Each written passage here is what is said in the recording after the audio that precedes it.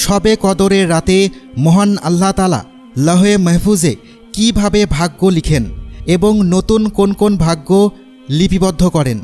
কদরের রাতে ফেরেশতারা পৃথিবীতে নেমে এসে মানুষের সঙ্গে কি করেন। কদরের রাতে ফেরেশতারা যখন অবতরণ করেন তখন তাদের প্রত্যেকের হাতে একটি করে পতাকা থাকে। তারা সেই পতাকা পৃথিবীর কোন কোন স্থানে স্থাপন করেন। যদি আপনি কিছু বিশেষ কাজ করেন তাহলে ফেরেশতারা আপনাকে অভিশাপ দিয়ে বিদায় নেবেন। কোন গুনাহ এই রাতে মাফ করা হয়, এসব প্রশ্নের উত্তর আমরা এই ভিডিওতে দেওয়ার চেষ্টা করব, তাই ভিডিওটি শেষ পর্যন্ত দেখতে থাকুন। আসসালামু আলাইকুম প্রিয় বন্ধুরা, লাইলাতুল কদর ইসলামে এক মহিমান্বিত রাত, যা অন্য সব রাতের চেয়ে অনেক বেশি মর্যাদাপূর্ণ। আল্লাহ তাআলা কুরআন নাজিলের জন্য এই রাতকে নির্ধারণ করেছেন, ফলে এর গুরুত্ব আরও বেড়ে গেছে। কুরআনে সূরা আল কদরে বলা হয়েছে, কদরের রাত হাজার মাসের চেয়ে উত্তম।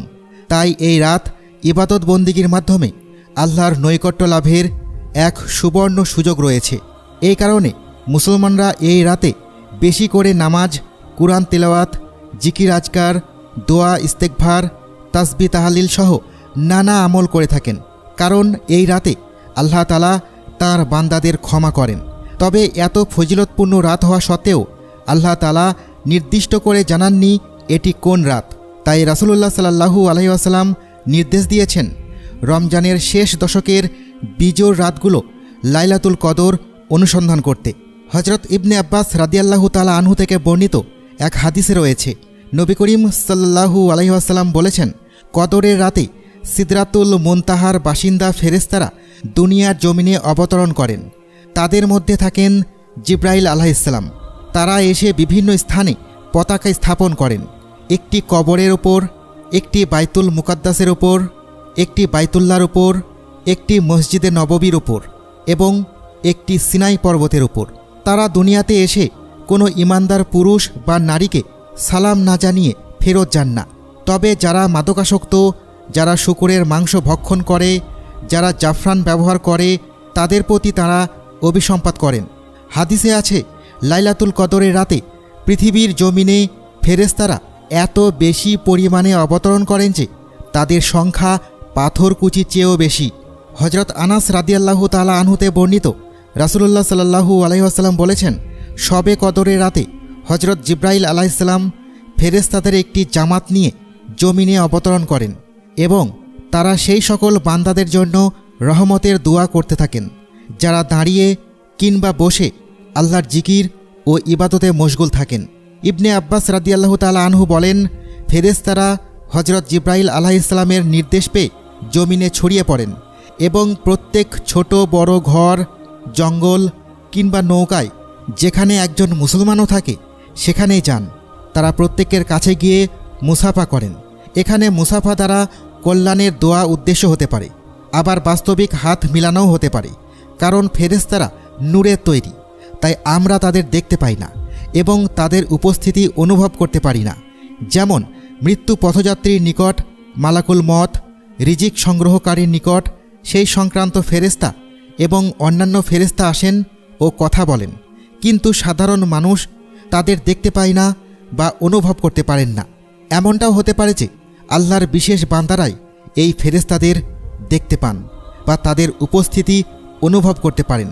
আল্লাহ তাআলা ফেরেশতাদের আদেশ দেন আগামী 1 বছরে সমস্ত প্রাণীর রিজিক সংক্রান্ত বিষয় লাউহে মাহফুজ থেকে সংগ্রহ করতে এবং প্রত্যেকের তাকদিরে তা লিপিবদ্ধ করতে।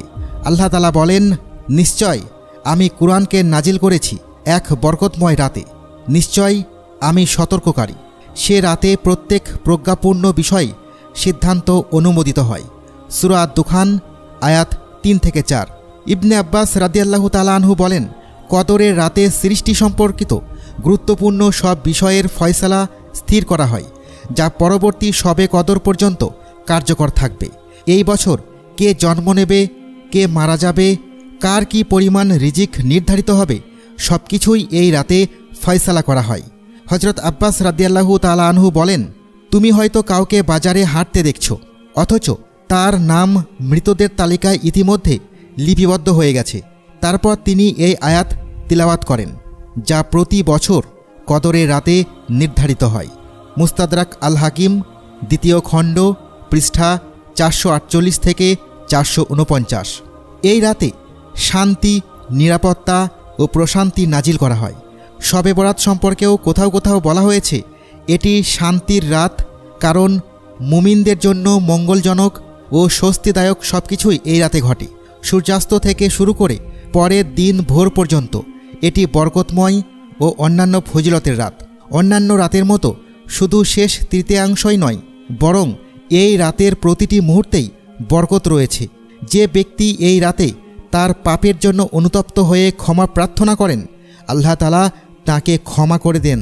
সৌভাগ্য সেই সকল মুমিনদের যারা এই রাতে অধিক ইবাদত করে, কুরআন তিলাওয়াত করে, আল্লাহর তাসবিহ তাহলিল পাঠ করে, দোয়া করে, দরুদ পাঠ করে, জিকির আজকার করে এবং নফল সালাতে দাঁড়িয়ে থাকে। তারা ইবাদতের মাধ্যমে এই রাত্রি জাগরণ করে। হজরত আবু হুরায়রা রাদিয়াল্লাহু তাআলা আনহু বর্ণনা করেন, রাসূলুল্লাহ সাল্লাল্লাহু আলাইহি ওয়াসাল্লাম বলেছেন, যে ব্যক্তি ঈমানের সাথে এবং সওয়াবের আশায় শবে কদরের ইবাদত বন্দেগী করবে, আল্লাহ তাআলা তার পূর্বের সমস্ত গুনাহ ক্ষমা করে দেবেন। যারা একনিষ্ঠতার সাথে লাইলাতুল কদরের রাতে জেগে থেকে ইবাদত করবে, নবীজি সাল্লাল্লাহু আলাইহি ওয়াসাল্লাম তাদের জন্য ক্ষমার সুসংবাদ দিয়েছেন।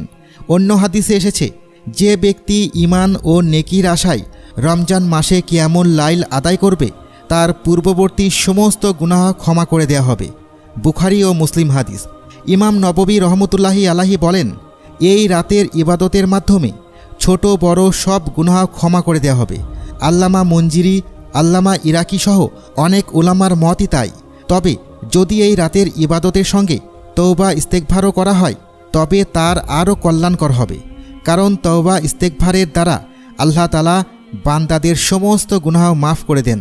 মাহে রমজানের সবচেয়ে ফজিলতপূর্ণ রাত হলো লাইলাতুল কদর।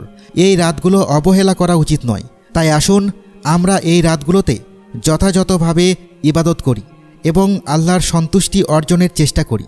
আল্লাহ তাআলা আমাদের সকলকে তৌফিক দান করুন। আমিন।